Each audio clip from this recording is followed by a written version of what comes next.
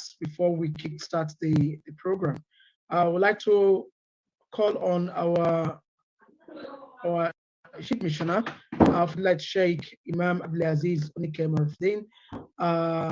Sir, would like to hear a brief. أعوذ بالله من الشيطان الرجيم بسم الله الرحمن الرحيم والصلاة والسلام على أشرف المرسلين سيدنا محمد وعلى آله وصحبه تسليما كثيرا دائما أبدا إلى يوم الدين حسبنا الله ونعم الوكيل نعم المولى ونعم النصير. We thank you, Allah. We praise Allah. We appreciate your mighty Allah, who has given us the opportunity of witnessing today and the opportunity of making our intention, our objective, our desire to have a webinar today to make it a fruition. We thank Him for that.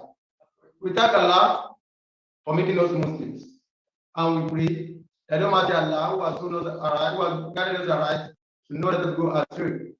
ربنا لا تزغ قلوبنا بعد إذ هديتنا وهب لنا من لدنك رحمة إنك أنت الوهاب. My brothers and sisters at home, as we promised you a few weeks ago that we have lined up a series of programs towards preparation for Ramadan. And we have said that in Nasrullah party, it is not what you do, it is how you do it and how well you do it.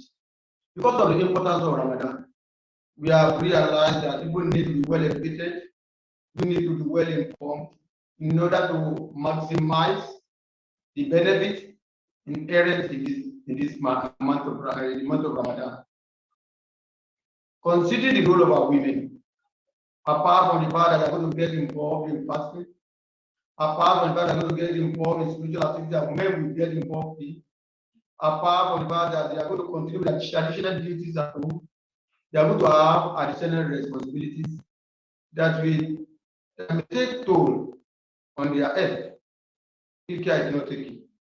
It's our mothers, it's our women who wake up in the night for our shahur.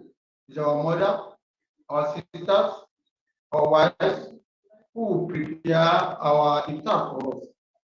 In spite of the fact that they are fasting the way we are fasting. In spite of the fact that some of them will wake up in the night to observe Hajj the way we observe it. In spite of the fact that some of them we attend tafsir the way we attend it. We have not decided to consider it as men that we need to educate them on how they are not going to compromise their health in the name of trying to get reward.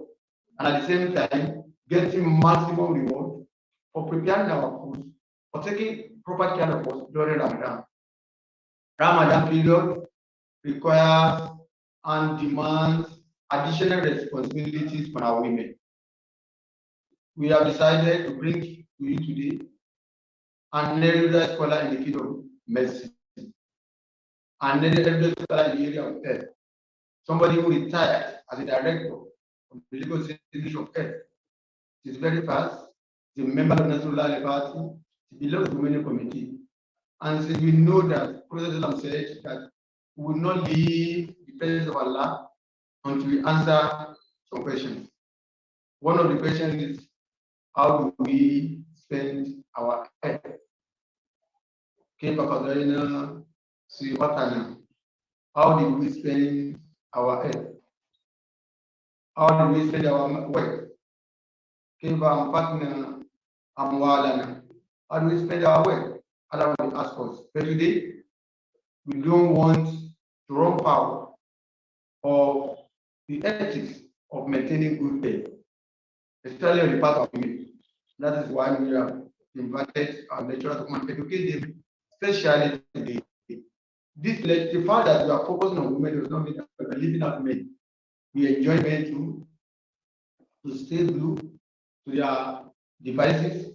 We are streaming this program live on YouTube and Facebook, so that when your wife or your daughter or your mother is trying to overstretch herself, is trying not to take good care of her health, you remind her. And that's what I told you, that in spite of the fact that you have to get maximum reward for taking care of us, these are the things you must do to take care of your health. Quran says, "But a'udhu billahi minash shaitanir rajim. Don't use your hand to cause destruction for yourself. Not in the name of wanting to get reward for Ramadan. No. Allah wants for us easiness. Allah wants for us comfort. Allah never wants for us difficulty. Allah never wants for us discomfort. And that is why we want to let people know that Islam is a religion of peace. It's a religion of peace. It's a religion of comfort. It's a religion of mercy. It's a religion of justice. And except someone decides to do it the other way, that's why you will not see the benefit of being a Muslim. Inshallah, in the next 30, 40 minutes, we will be listening to another judge who will educate our women, especially on how they are not going to compromise their health during Ramadan. Ramadan will take so much toll on them, on their health. They need to be cautious. They need to take proper of their health. They need to do some things so that after Ramadan, they will not fall sick. After Ramadan, they will not break down. We pray to Almighty Allah to reward all our women, all our mothers, all our daughters who will dissipate extra energy, who will go extra mile during Ramadan. May Allah add all they are going to do to the scale of goodies on the day of Qiyamah. ولا حول ولا قوة إلا بالله العلي العظيم. سبحان ربك رب العزة عما يصفون وسلام على المرسلين والحمد لله رب العالمين. صلوا على النبي الكريم. Sallallahu alayhi wa sallam. Thank you very much, sir. Say, Jazakallah khairan. Thank you for your time and thank you for the brief explanation of the reason why we are here today and how are we going to maximize the benefit of Ramadan. While we are maximizing the benefit of Ramadan, we are also not being shortchanged health-wise. We are also maintaining balance in what we do in terms of how are we ensuring that we are not overreaching, we are not we're not going overboard with whatever thing that we intend to do.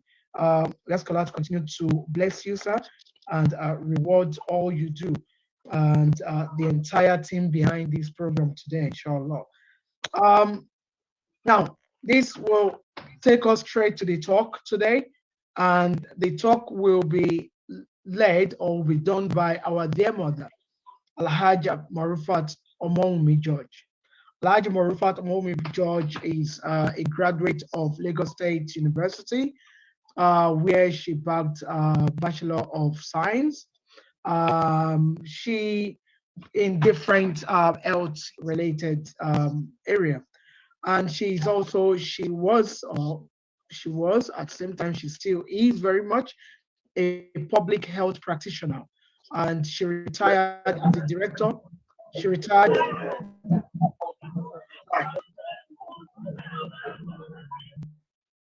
Sorry about that. She retired as the director of health, Ministry of Health director, health education style promotion. She was instrumental to the development of BCC materials on different levels. She was the former ex-official of NASFAT and also a member of Women Management Committee.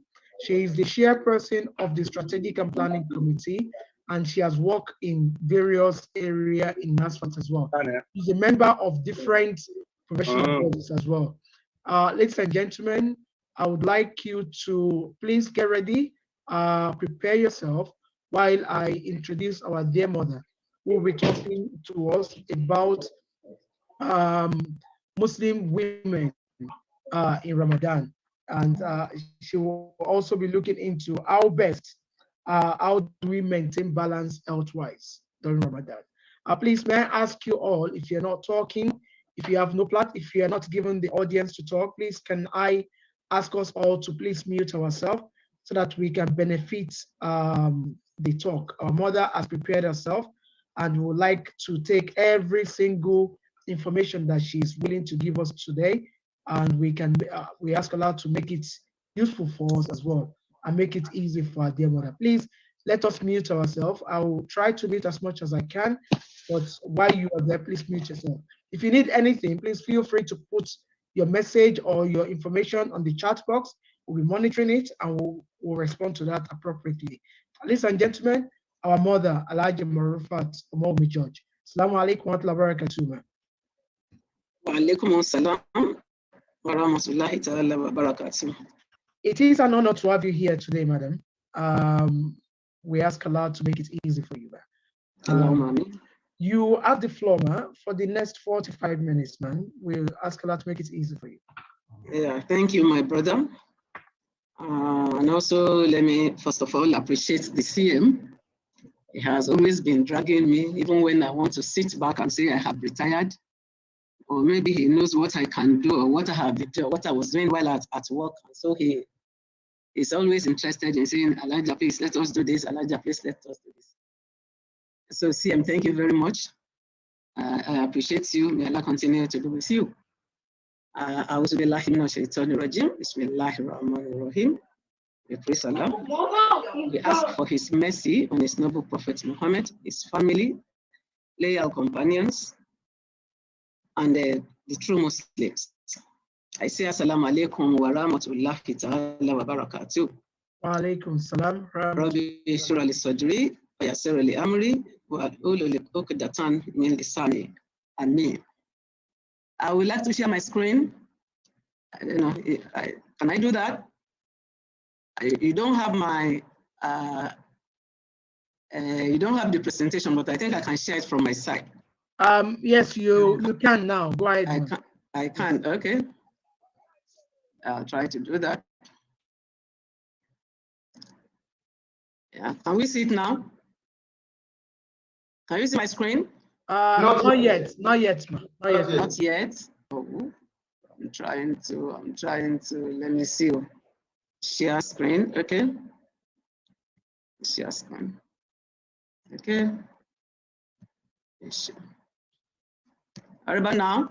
Now we can see it. Thank you. You can see. Thank you so much. So the discussion, will go like this. The outline of the discussion, we'll have the introduction. Ma'am, could you use the presentation style? Okay, I should do yes, that's it. The slideshow. That's fine. Okay, let me do slideshow. Okay, I'm coming. Slideshow. I've done that. Can you see it? No. Is it that? No, go to the left from the beginning. Go to the left from the beginning. Click on that. That should take you there. Yes, I have. Yeah, I've seen slideshow and I've clicked it. If you come down, to the left again. Keep going left. There's where it says from beginning. Where it says what? From beginning. Okay, yeah. Have you seen the word from beginning? No, I can't see any from beginning. Okay, from beginning. Okay, I've seen it. That's it. Click on that. That should take up. That's it. Perfect. Okay. Thank you. Okay. Oh, thank you so much. Thank you. Okay. So that is what we'll be talking about, the Muslims' additional role and responsibilities during Ramadan. And so we want to see how they can balance it health-wise. Their tips and there's no fast and hard and fast rule about what we're going to say. It's not cast in stone. There are only tips that can help women. And so we'll look at introduction. We'll look at Ramadan, the roles, additional roles and responsibilities, and tips to balancing, the health during this period. So introduction. As Muslims, we are constantly juggling. We have a lot of responsibilities. They have an issue even before Ramadan. As mothers, we are at home, so we are looking after kids, and some of us are not even sleeping because the children are not allowing us to. As a housewife, we have so many tasks that even ordinarily, it's overwhelming. Talk less of when we have to join it, with Ramadan. As a daughter-in-law, a working professional, you want to just come home to your ready-made iftar and so on and so forth. It can be easy to burn out during Ramadan. Many sisters, have this challenge of spending long hours in the kitchen. So we also want to invest in ourselves. It's also a period that we want to invest in ourselves and our families, spiritually. It's always difficult for sisters because there are so many expectations from the family and even ourselves that we feel, just to give in into the rituals of hosting, iftar gatherings. In the end, we lose so much. I want to take this away. In the end, we lose so much time. We had hoped, we would devote to actually achieving our Ramadan goals. But by being smart with your time and effective in your decisions, you can have a more productive Ramadan and not spend, so much time in the kitchen, or having a long day, feeling so, worn out of energy that you can't even muster up the energy to pray Tarawih. So if you want to look at Ramadan, I don't have to, I'm sure everybody here, we are all Lafaz, and we all know about Ramadan. We know that it starts from Quran 138. بعد إجازة وبسملة يا أيها الذين آمنوا كتب عليكم الصيام كما كتب على الذين من قبلكم لعلكم تتقون.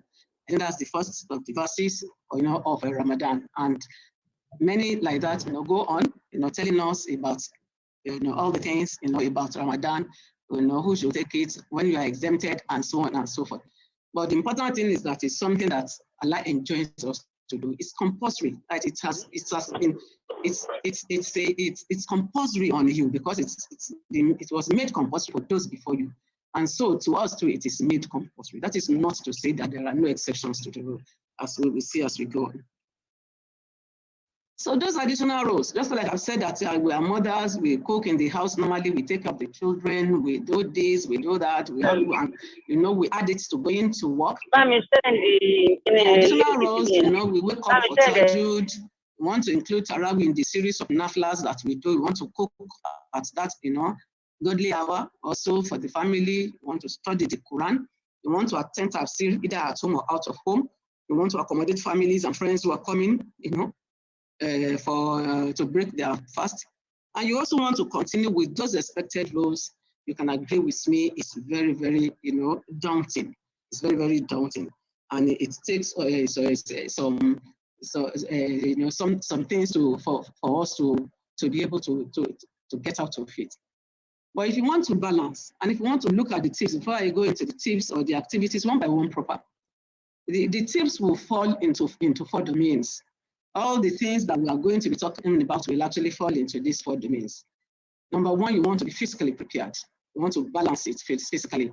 You want to reduce meals from before Ramadan starts. You want to stop snacking. You want to stop caffeine. You want to quit smoking. You want to adjust your sleeping pattern. You want to talk with your doctor. Those are things you do physically. Mentally also, you want to be ready. Because sometimes when we are not ready, when you are not in high spirits, is the little things weigh you down and you sink so easily. But when we are mentally okay, you have set your goals, you are focused, you are hopeful, you are determined, you are enthusiastic, and you have that inner peace that comes with the reassurance that our ibadah will be rewarded in this world and hereafter. Then you can move on, even where there are issues, where there are things that are overwhelming. That's your mental mindset. It's likely to see you through. So social also, you want to be socially prepared. How will your activities, how will these things that you will be doing, during Ramadan, rub on your spouse, on your kids, on your family, on your friends, and the community around you? And financially, you want to balance it also financially. There is no doubt, and there's no gainsaying that this time of Ramadan also, demands some more money, more resources. You need to position extra resources, to accommodate the expansion, of your ibadah. So that we like it. And we will see it as we go along. Why we'll need more. So first and foremost, the first thing we want people to do as women is for us to set realistic and achievable goals. And what does that mean? You want to write down your goals. Don't rely on your mental capability. Sorry, I want to do something. I hope I can take this thing. I don't know. You want to write down your goals and don't rely on your mental capability. Hang it somewhere so that it can serve as content. What you want to do? Make your goals realistic and practical. If it is only 1 leaf of the Quran that you can recite, go ahead. Instead of focusing on the number of pages, why not on the consistency of the ibadah? Because whether you like it or not, the ultimate is for you to be able to continue beyond Ramadan. It's not as if during Ramadan you finish the Quran 10 times, and then after Ramadan, that is the end of it. No, it might not even be easy for you to do that. So even if it is one day, just go ahead. It is the consistency, because we want to continue what we are doing in Ramadan, beyond Ramadan until next Ramadan. And let me also assure that there is a reason Islam encourages the practice of moderation in every aspect of life. Another thing we can do, one of those things that we can do, is to book that annual leave. For those of us who are working, if you feel the pressure of the additional roles will be much, you can decide to have your leave around Ramadan. Or better still, if the whole 30 days is not possible, you can take the last 10 days off, depending on your job. These mini breaks will allow you, to return to work refreshed. Breaks will allow you to perform even better and in the remembrance of Allah. We are allowed to be selfish sometimes because it is me. And we always say that. First thing first, it is you. It takes somebody who is healthy. It takes somebody who is well. It takes a woman who is there mentally, to take care of the family, talk less of even the extended family. You must be there. If you can't do it, then you can't do any other thing. So you must be selfish with yourself, especially when Ramadan means as much as it does to us. You can carry Ramadan into your work also. Peradventure, you don't have the, you can't leave your job, for that 30 days. You can negotiate with your boss on resumption time. E.g., you can say, I'll come when I wake up, but ensuring you get there before midday. That's saying that at least maybe after your subhi, you want to sleep back for some time. Maybe you are the kind of person who resumes at about 8 o'clock. You want to tell your boss, okay, I'll be coming at 10 a.m. And then you find some other way, to make up, for whatever you want to. The important thing is you can deliver on whatever you want to deliver. That hours that you are taking might not be so seriously, an issue. You can stagger your resumption and close time to suit your purpose. If you are being driven, you can use that period, while you are being driven, whether inside the public transport or you are being driven in the private car, you can use the opportunity to read your Quran. Thank God we all have our phones now. You can go to that aspect of your Quran, that's the portion that is next for you to read. You can go there and read it while you are being driven, to work. And you can also do that during breaks. If you are on break at work, you can use your quiet time, to do some of this, that you are supposed to be doing. Then pre-Ramadan preparation is very, very important. It's very, very important because there is that adage that says that if you fail to plan, you have planned to fail. It is important that we plan what we will, that month, that particular 1 month, what is it likely to look like? And this is my plan. This is what I think. And you work towards putting things in place, around what you are thinking. You draw up a timetable or schedule for meals with particular interest in foods that are easy to prepare. It has shorter time to cook and can be prepared by the younger family member under minimal supervision. Peradventure, you are at work, you were late, somebody living in Lagos, you met the Woronshoki go slow, and you are running late. There are even the little children under 15 at home can maybe probably put rice on fire for you and say, okay, please, I'm in the traffic. Can you do so and so? Can you do so? These are things we should factor into our timetable of meals when we are drawing them. The same thing goes for fruits. We should also look for wash and eat species, so that it prevents the amount of time you use in peeling, in doing this, and so on and so forth. The wash and eat will actually reduce the amount of infection that are likely to come into your food than when you have those ones that you're going to sit down, get a knife, like the pineapple, getting a knife or the pawpaw and so on. For things like apple or the berries and so on, the dates, those ones are just wash and eat, and they come quicker.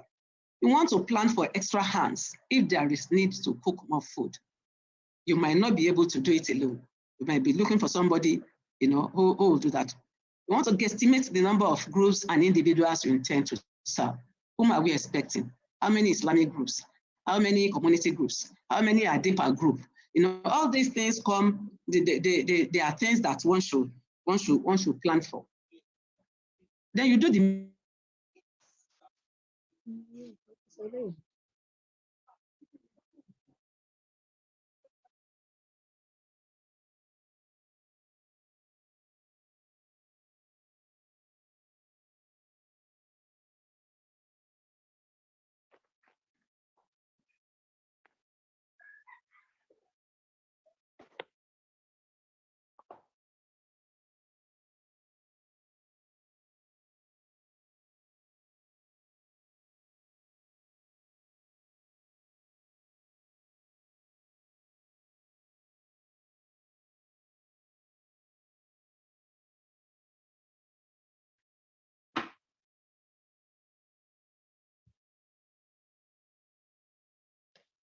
All right. Sorry, I think the network of our speaker just went off there. Please bear with us a couple of minutes. She should be joining back in any minute from now.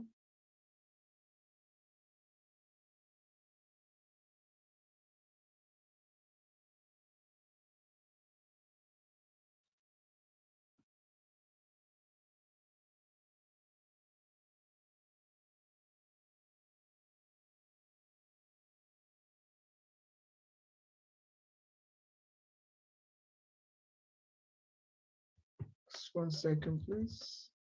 I think, okay, she's joining back now. That's yeah, I'm joining. Yeah, okay. Sorry. Can you hear me now? Yes, we can hear you. Sorry, the lights went off. Sorry, so I'm just joining with my phone. Sorry, so can you hear me now? Yes, we can hear you, ma. Continue, ma. Yeah, sorry. I think I've done something. I'm not supposed to be where I am. So I'm on pre-Ramadan preparation, sorry. So I said, do the major box shopping and cleaning. Many of us, it is when it is time for about 10 days, that last 10 days that we decide to wash the curtains of our house. We decide to do a big cleaning because some people are coming to visit us. That is not a good time to do all that. We should have done that before Ramadan. So we should do our major box shopping and clean our house, the major cleaning that we want to do. We should have done it before Ramadan starts. So you want to plan your meals so that you can eat moderately and waste less. So that when we plan our meals, whatever we eat this evening, maybe if that we have any, where we have leftovers, we can always, maybe make use of it another time. And then we should not also forget to visit your doctor. It's important because your medicine are important. And why is that important? If you don't do that, by the time you miss your if you miss your medicine during breakfast, obviously it means that you can't take it until the evening. And we must appreciate that medicines, when we have them, when doctor says twice daily or 3 times daily, there is a purpose. It is because that is the way the drugs are meant to work. So we must have our medicines for those 30 days so that we don't miss out and we don't compromise our health for those of us who have some, illnesses that we are managing. Another point is that you are allowed to skip some nights at the mosque. Our Prophet stayed home from Tarawih prayers occasionally. It is proven in an Al-Sayyan that the Prophet led his companions in prayer at Tarawih for several nights. Then on the 3rd or 4th night, he did not come out to them. Then came, he said, nothing prevented me from coming out to you, except the fact that I fear that it will be made obligatory to you. So it means that if there are days that we feel that, yes, I have worked so much today, I hope that will be corroborated by the CM anyway, he's here. So if we have, if you feel tired, if you feel down, or if you feel you've done so much, honestly, a few times we are allowed to actually, take time off some night prayers. You want to watch what you eat? This truly plays an impact on your productivity because burnout happens for a number of reasons, and nutrition therapy can play a big part in helping you overcome it. If you find yourself feeling sluggish or fatigued, you may want to consider evaluating what you are eating, whether you are eating too much, too little, or not the right foods at all. You want to schedule naps. There are so many benefits in taking short power naps, and there is nothing lazy or time wasting about them. If you sleep in a state of wudu, it can also be a form of worship. Allah subhanahu wa ta'ala intends ease and goodness for us, and He does not wish to make things difficult. Naps are good. We can hear Elijah. Can you people hear it? We can hear Elijah very well. You can't hear me. She's actually quite clear. Okay. We can hear her. Yes, quite audible. You can hear me. Yes, we can hear Yeah, you. maybe it's that side. Madam, what you can do, can you tilt your camera a bit so we can see your face clearly? Okay. Yeah, that's better. Thank you. It's okay now? Yes, much better. Thank you. Yeah. So I said watch I think I've spoken about that, and we should watch, what we eat. Sorry, I'm coming. So I said that we should schedule those naps. Naps are good, schedule them for your overall health. And you have yourself to thank for it. If you struggle to fall asleep during the day, you can listen to recitation of the Quran, you can listen to rainfall if it is, during that time, or whatever else might help soothe your soul and coax you into a sweet slumber. So the sleep is very, very important. We won't forget about self-care, saying that we should not skip our suhoor. That's the early morning food. It's important.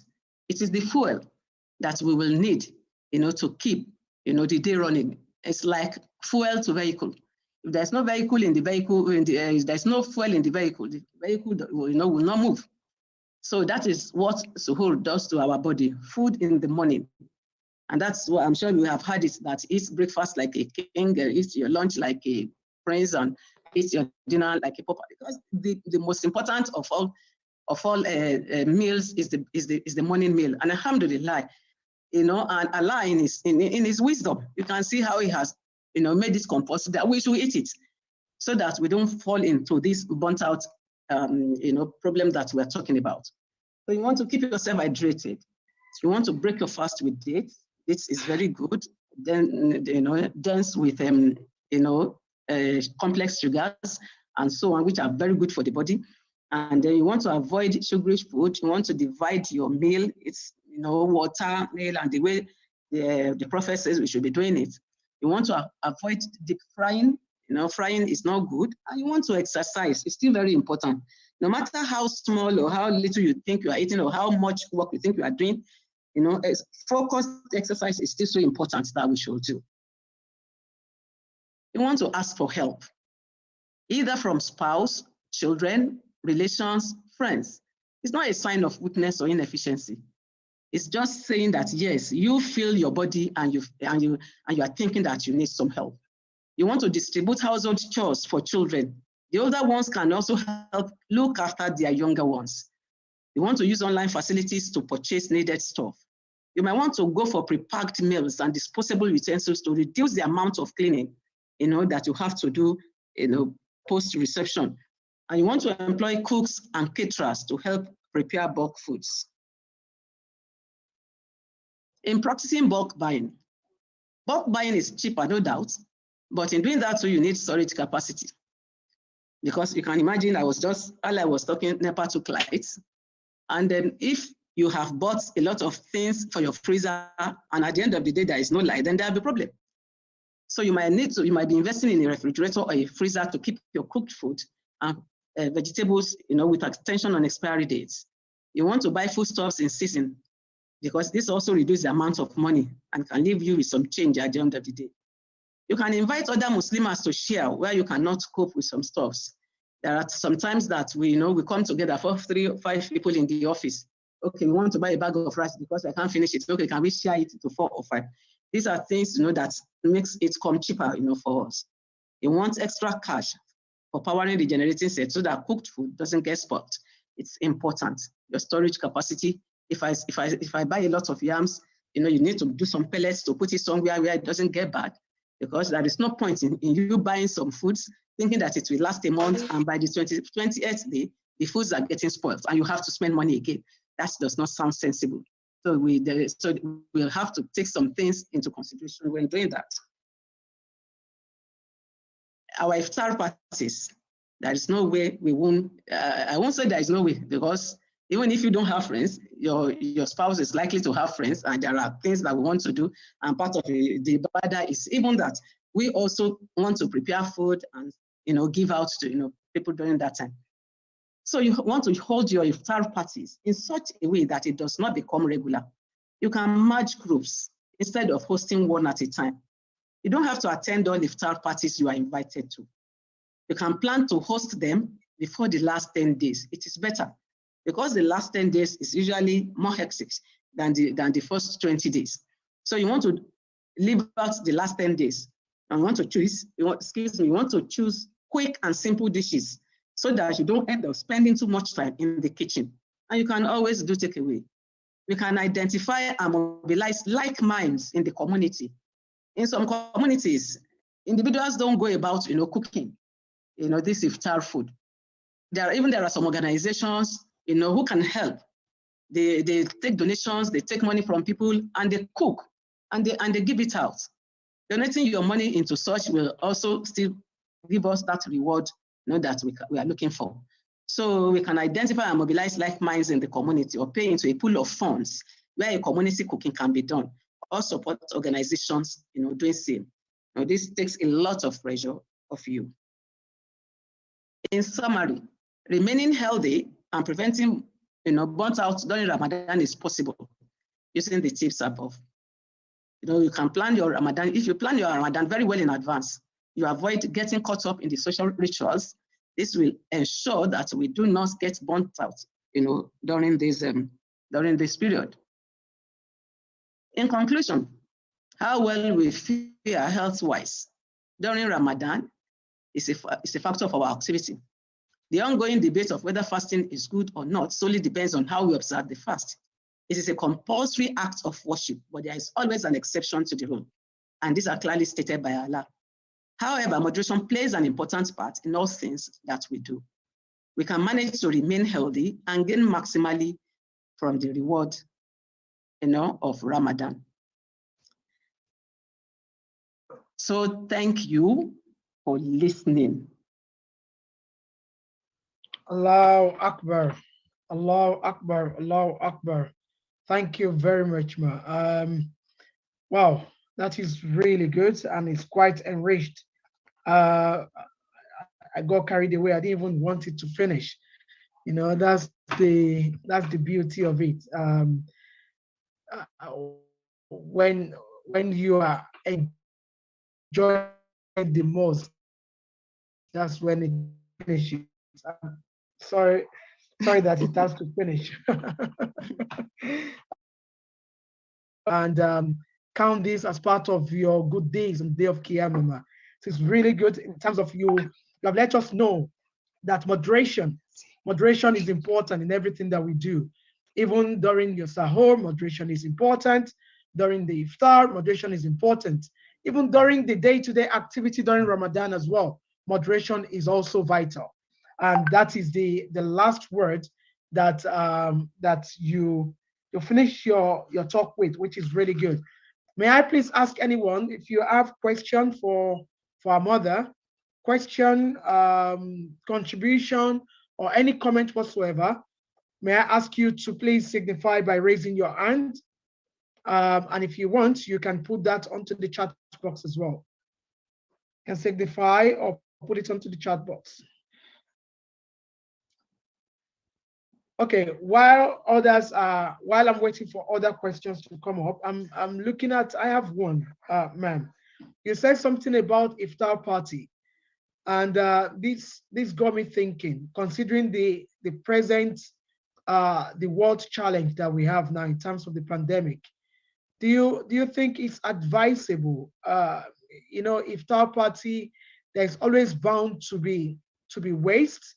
That's number one, financially, and also health concern in terms of COVID.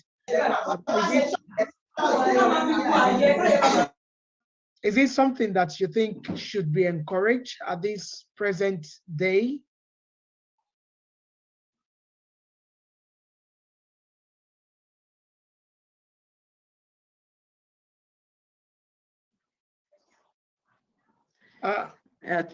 We can't hear you, man. I have looked.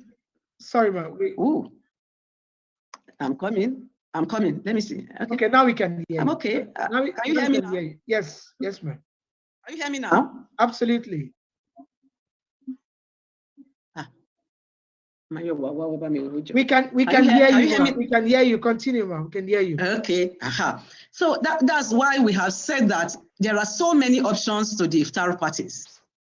And no, another thing is that, our people will surely come out, whether we like it or not. There are some people that will still, we still want to host.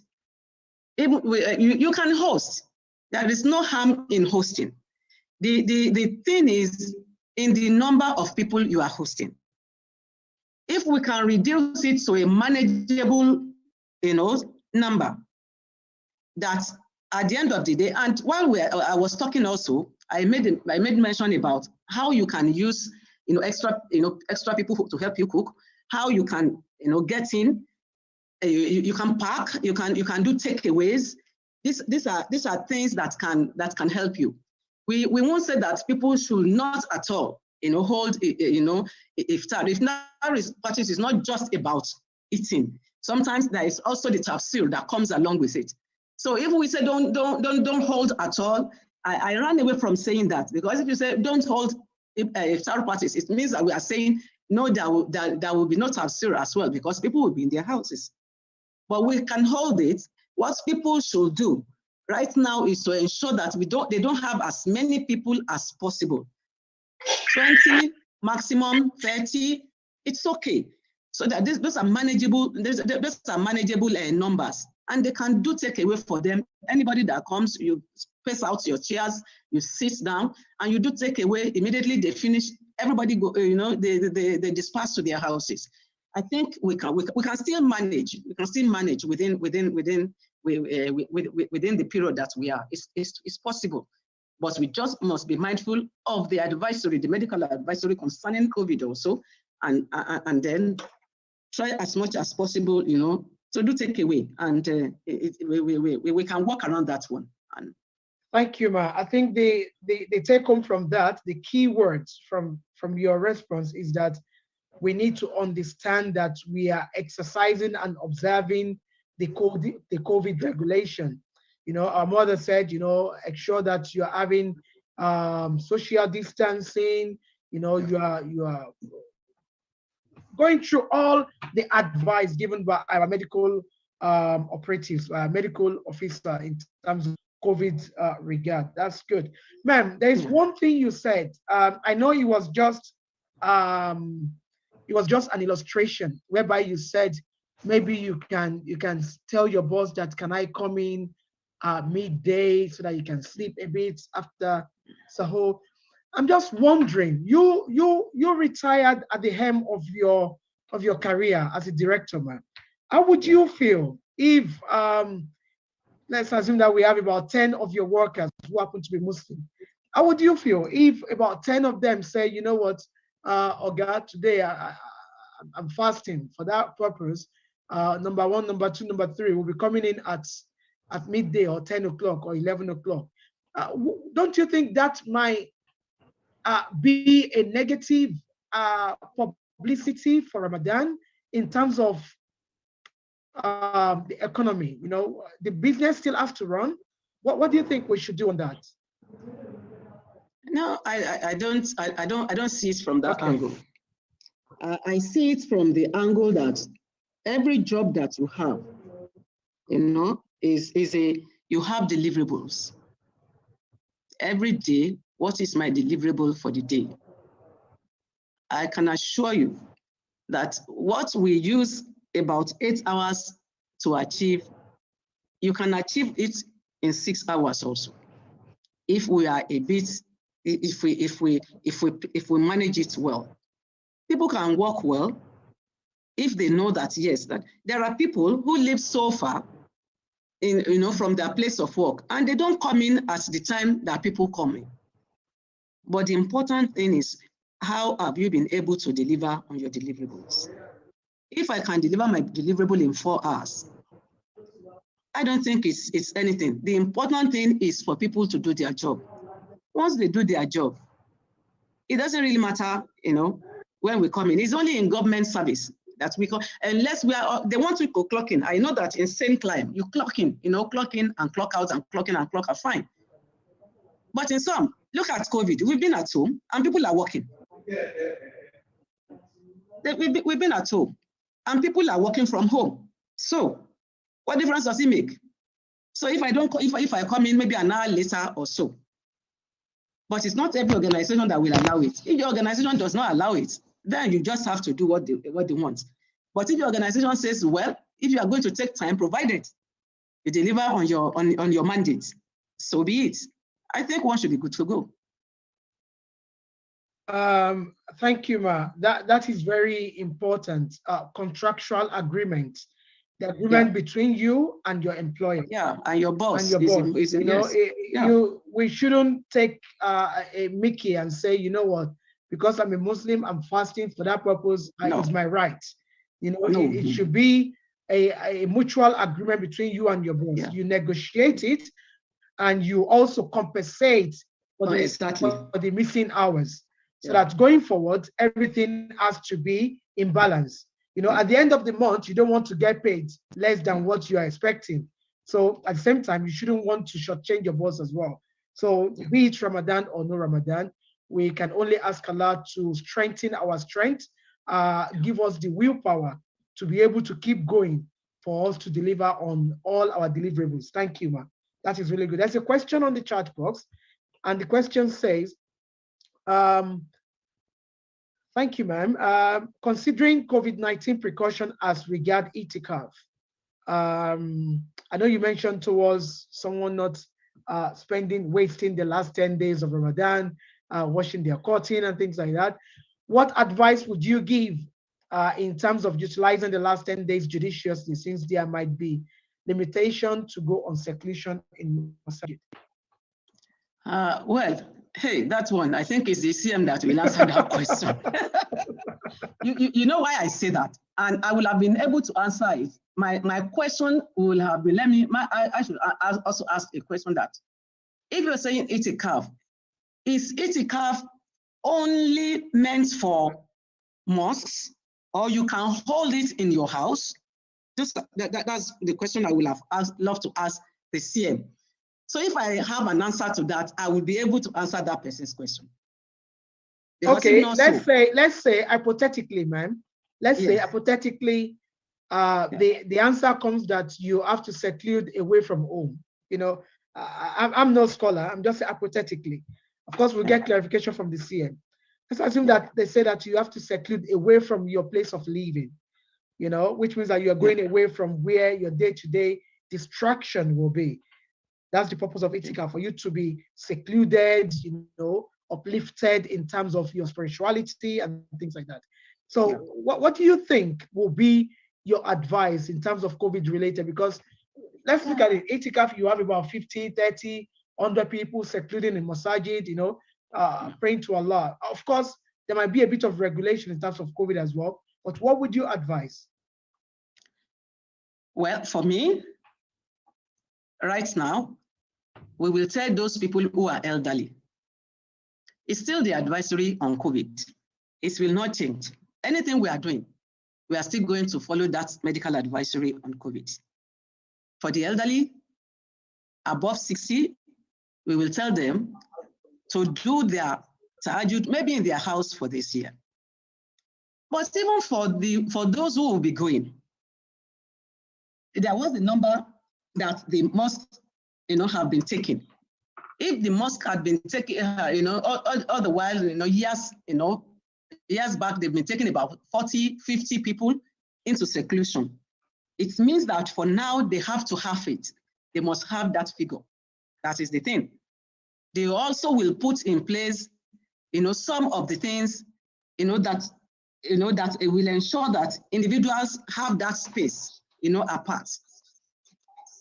And I think by now we should also go and everybody should go and take COVID vaccine, so that even if there will be issues, at least we have the assurance that it lessens the severity of the disease, even peradventure if you catch it. So it's still the advisory on COVID that people will follow. But importantly, for those who are sick, who have some chronic diseases, those who are hypertensive, those who are diabetic, those who are elderly, we will advise them to stay in their houses. Even for Hajj, as important as Hajj is also, because we are actually looking at these last 10 days. It's not as important as Hajj. And even the Saudi government says, don't come if you are above 60 or 65 for now. So if those ones are even there for those ones that that were from the Prophet Rasulullah himself or from Allah, if we are regulating it, then there is nothing we cannot regulate.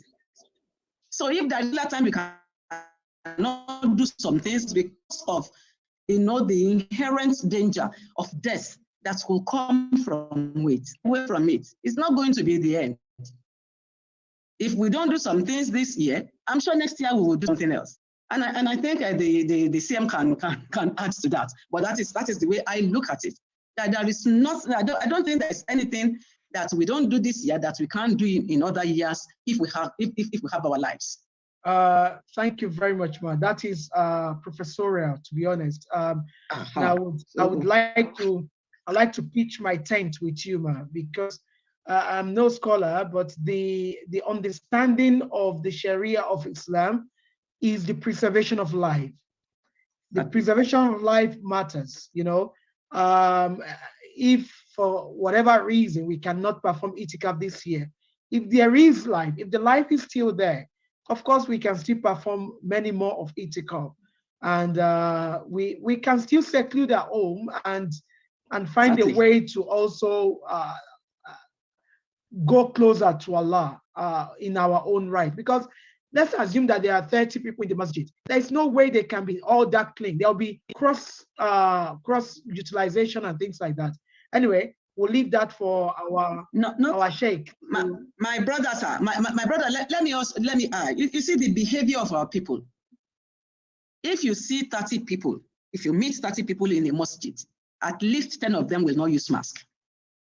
So even if you think you are this, you are that, and so on, our people are still, we are not there yet. With even all the information, with the education, even with the deaths, they keep on reading, somebody will still tell you. So those are the things. So if you want to really save yourself, I think that's the best for this year. I think those are some of the things we should do, and just pray for next year to be better, that Allah will have taken everything off and we can remove our normal lives. I think that's our prayer. Inshallah. We would proceed to our CM to share his thoughts. Of course, yes, he's our go-to person at all times. We always go back home to take the knowledge, inshallah. But before I do that, do we have any further question? Because we're calling on the CM shortly. Do you have any further question? Okay, let's assume there is none. CM, sir. Alhamdulillah, Alhamdulillah, Alhamdulillah, Rabbil Alameen. Thank you very much, Allah, for making it possible for us again today to have our webinar to tell in the series. Allah made the remaining ones easy for all of us. Amen. We pray for our speaker. May Allah share your life, increase you in taqwa, increase you in iman, and take care of all your beloved, living and not living. We see you later in Achievable. Bismillah ar-Rahman ar-Rahim. Allah la ilaha illa la ta'budu wa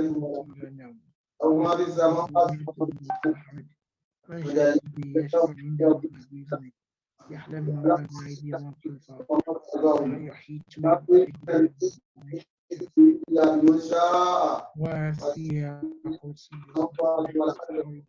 ولا يؤوده هو العلي العظيم الرحمن الرحيم إلى بقريش فليغفر أتعقوا يوئي وعمل ولا حول ولا قوة إلا. Regarding people who want to do it to come, this is one of the things that we say regularly. That is a religion that is very easy to practice. This is a religion that is a blessing to mankind. Allah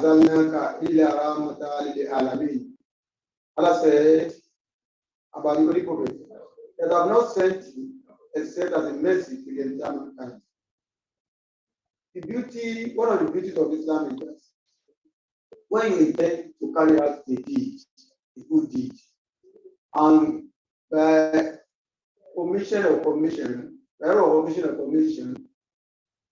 did not make it possible for you to do. Having had the intention to carry out that deed, Allah will write the reward for you. And that is why we are preparing your mind for Ramadan to do it. If this COVID-19 is still prevalent, the period of itikaf will advise you to stay at home. Let me corroborate my position with a statement, with a story that happened in the Prophet. It was a real life story. One of the companions wanted to do ablution, and the weather was cold. Instead of performing the ablution with sand, tayammum, what we call tayammum, sand ablution.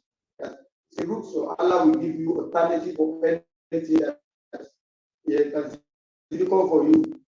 Instead of performing ablution using sand, which we call tayammum, some scholars, some sahabas, companions, fellow companions who are with him said, no, you have to use water. Use water, because there's water available. Use tayammum only when the water is not available. And there are so many conditions under which you use tayammum. If you don't have sufficient water to take care of yourself, to drink, the water you have, you treat it for your life and use tayammum.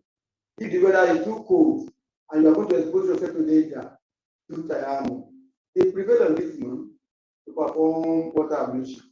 At the end of the day, he caught cold and he lost his life. When the news got to the Prophet that the man had died, and what necessitated his death was narrated to the Prophet. When they told the Prophet that he died because he performed water ablution under cold conditions, in cold weather. Who asked him to do that? He said, we are asked him to do that. The Prophet said, you kill him, you kill him, you kill him.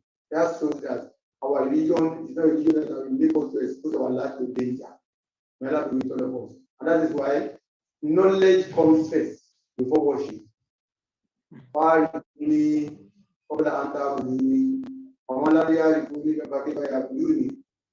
says in a hadith to the secret of the Prophet, you must know me before you worship me. If you don't know me, half knowledge is worse than no knowledge at all. Half education is worse than illiteracy. And that's why the party will continue to educate our people. You continue to increase the knowledge of our people on how to practice religion, this religion of peace, this religion of comfort, this religion of mercy, and this religion of mercy. May Allah make it difficult. May Allah about Islam.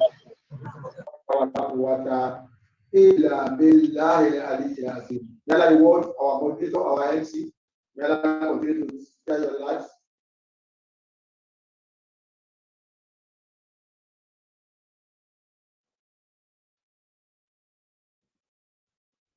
CM, I think you're muted, sir. So I think you're muted. Assalamu alaikum. CM, we can't hear you. You're muted.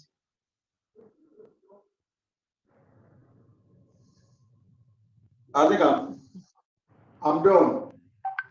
Okay. I'm all right. All right, that's good. Thank you very much, sir. Thank you for the privilege of sitting in this gathering tonight. We thank everyone present tonight for this wonderful talk by our mother. It has been quite refreshing. It has also empowered us to understand that we need to be moderate in everything we do. We also understand that our religion, Islam, does not take it lightly with wastefulness. It does not encourage excess or extravagant behavior.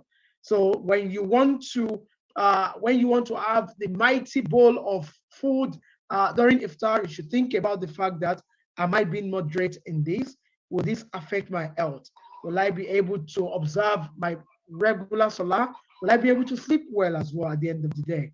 So all these are what we need to look at and we need to get going as well, inshallah. Thank you very much today. Before we go, I would like to call on our Imam. I would like to call on our Imam to give us dua. Let's call on our Imam to give us dua. Imam Oriola Wasil. Person of Imam Oriola Wasil to give us closing dua, please. Imam, Assalamu alaikum, are you there?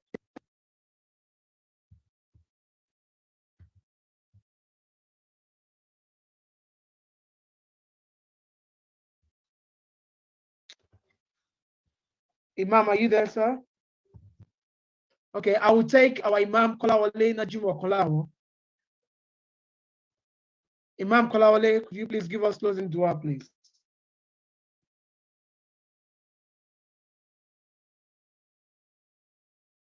Imam Kolawole.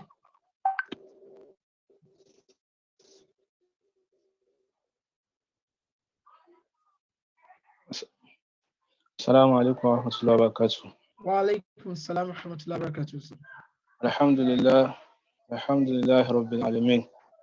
Thank Allah for making this training easy for us, and we also thank Allah subhanahu wa ta'ala for giving our